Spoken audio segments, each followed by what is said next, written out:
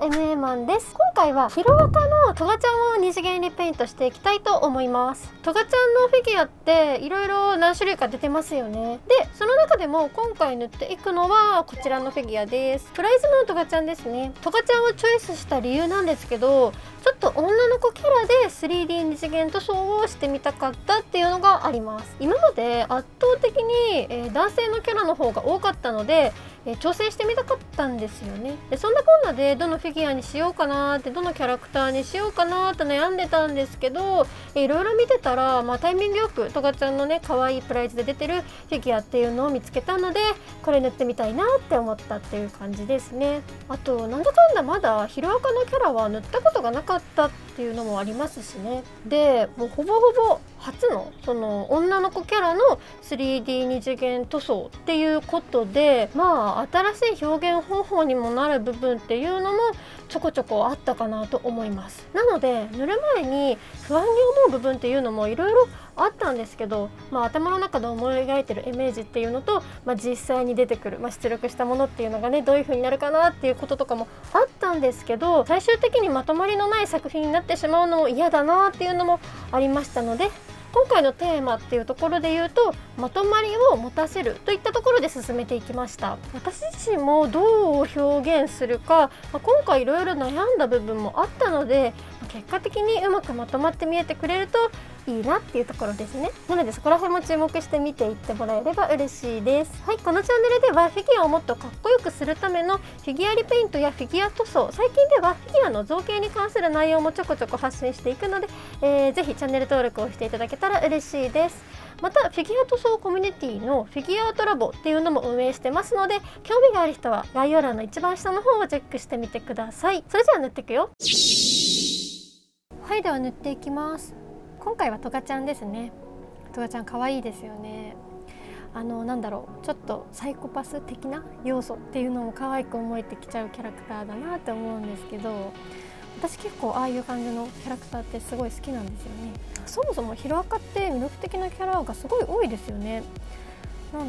というよりキャラ自体もすごく多いなっていうような気もするんですけどね。ヒロアカのキャラクターってみんな個性がすごい強いメンバーだらけなんですけど、見た目もなかなか個性的で、夢の詰まったアニメだなって思いますね。すごい曲もいいですしね。私は今まで、冒頭でも言ったんですけど、男性のキャラクターっていうのを中心に 3D 二次元塗装をしてきたので、こういう美少女的な女の子キャラっていうのを 3D 二次元塗装をしっかりとしていくっていうのは初めてなんですよね。なのでちょっと挑戦的な部分っていうのもあります。今までやった女の子キャラっていうのは動画にも上がってますけど、自分で作って塗ったやつですね。筆でグラデーションっぽく塗ったものだったんですよね。なので 3D 二次元彩色ではない塗り方で塗ってたので、今回が初というところになります。今回のトガちゃんの筆塗りがうまくまとまってくれたら、これから美少女系というか女の子のキャラクターっていうのもちょくちょく塗っていきたいなと思っているので、というか私の中でのレパートリーっていうところでも増えるんですよね。そして今回のトガちゃんの塗っていった順番なんですけど、まず肌、そしてスカート、靴下、靴、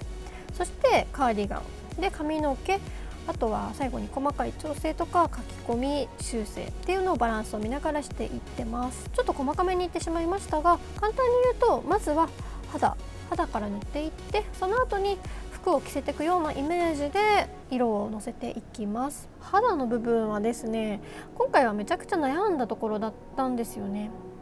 だからいろんなところから資料っていうのもきちんといろいろ片っ端から集めつつ、それこそヒロアカ以外のものからも資料はたくさん集めていますね。資料をたくさん集めてもなかなか表現が難しいのかなっていうふうに予想してた部分とかもあったので、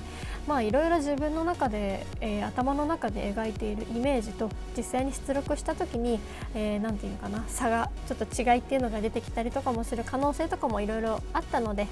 実験的なものもありつつ、最終的には私のやりたい放題に塗っちゃいます。だからといってやけくそっていうわけじゃないんですけどね。というのも今回の肌の部分っていうのはエアブラシも併用して塗っているんですよね。他の作品とかを塗る時も1層目に全体にエアブラシを拭いて時短しながら塗ることっていうのも結構あったりはするんですけどね。使った比率的にはだからエアブラシがいつもより少し多めかなという感じですかね。実際は行ったり来たりしているので感覚をつかんでくれば、そのうちもっと細かいやり方が分かってくるかなって肌感的には思いましたね。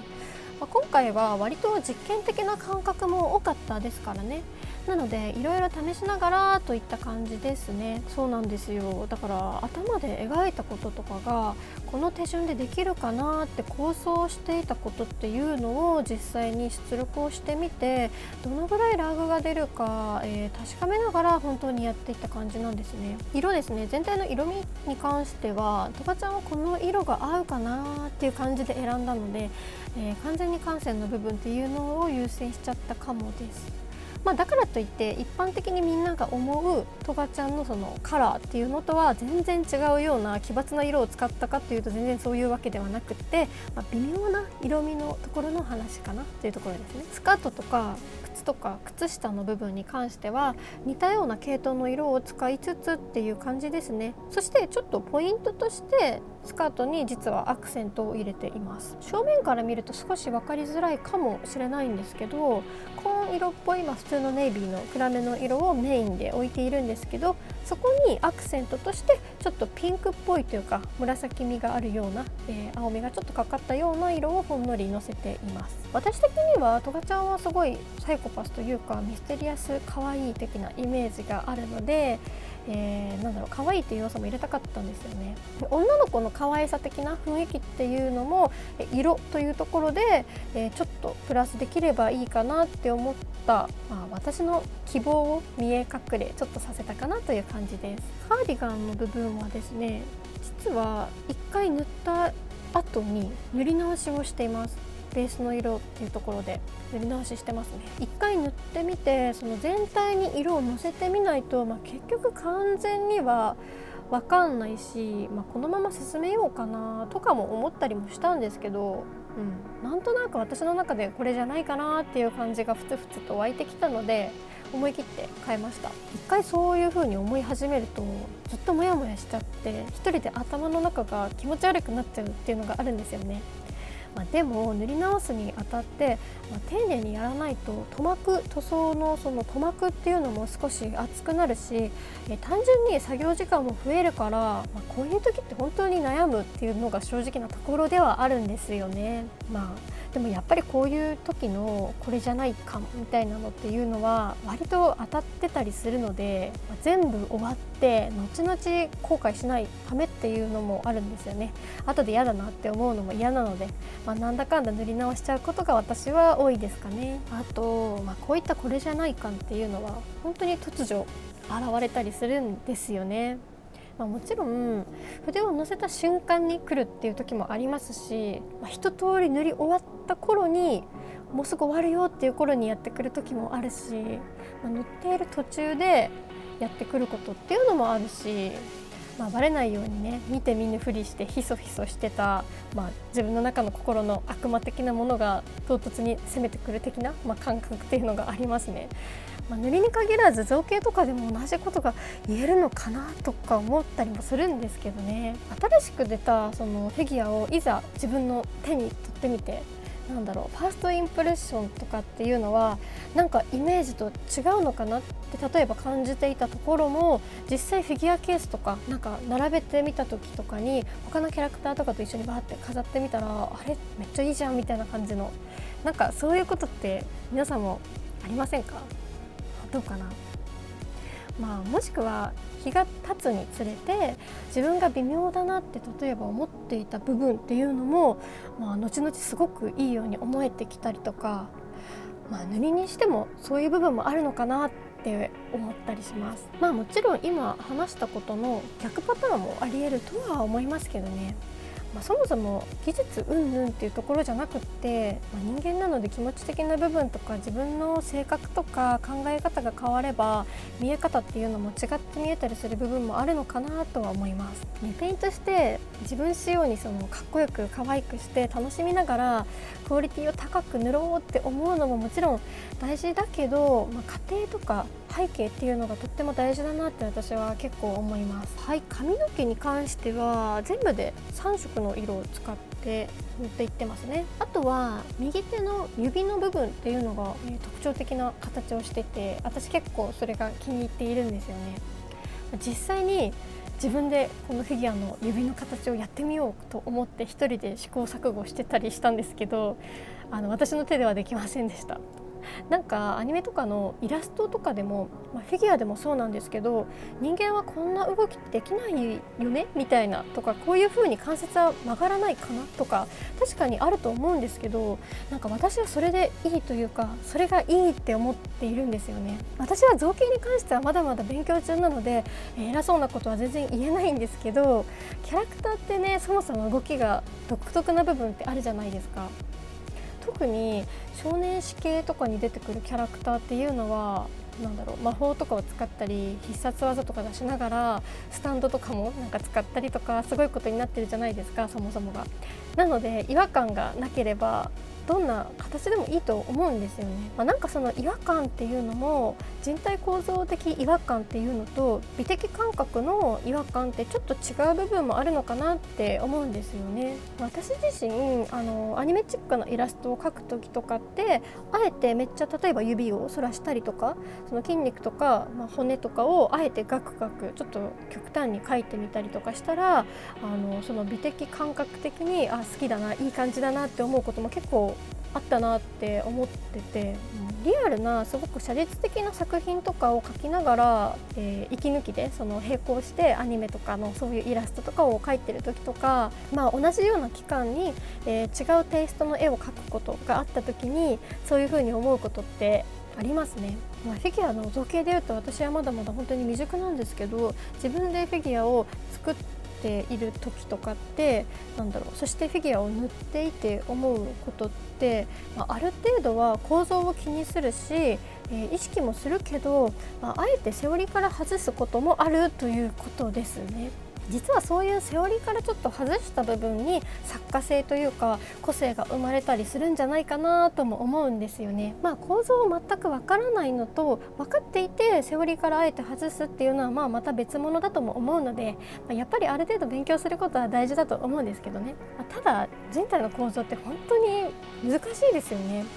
実際私はまだまだ勉強不足で全然わからないことの方が多いです。骨の数とかだけでも200とか300ぐらいあるじゃないですか。そこからさらに神経とか、筋肉とかいろいろ考え始めると割と膨大ですよね、本当に。で、最近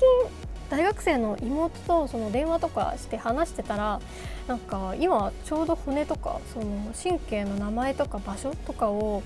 何百個も覚えなきゃいけないし、解剖とかの勉強もするところでなかなか大変だみたいなのをちょうど言ってたので、ちょうど今思い出してたんですけど、私もそのうち少しずつでもいいからもうちょっと勉強したいなって思うんですけどね。実際考えるだけで大変そうだなってなってるのが今現状なので、なかなか先は長そうです。はい、そして、ある程度全体に色をのせ終わったら最後に細かな調整とか修正をしていってます。全体をファーっと見渡しながら必要な部分に加筆をしたり線入れをしていったりしてますね。あんまりこだわりすぎても次の作品に移れなくなるので、私は意外と最後は潔く仕上げちゃってます。こだわりすぎると本当に沼にはまりますからね。で、その沼にはまると永遠に抜け出せなくなるような感覚に陥りますし、考えすぎると最初からやり直すかみたいなところまで行っちゃったりもするので、タイミングが良いところで仕上げるっていうのも作品作りの一つのコツだとも思います。別にこだわるなって言ってるわけじゃなくって、こだわりすぎると次に行けなくなっちゃうよっていうことですね。作品作りにおいてちゃんと向き合ってこだわるっていうことはものすごく大事だなって思うので、それはすっごく大事にしてほしいなってと思います。あとはあれもこれも塗りたいってなってるので、塗りが終わりかけの最後の調整の頃には塗ってる最中のフィギュアから学んだことを生かして次の作品の塗り方の構想を想像している時も多いですね。なんか矛盾してるように聞こえちゃうかもしれないですけど、うまく伝わってくれてるといいんですけど。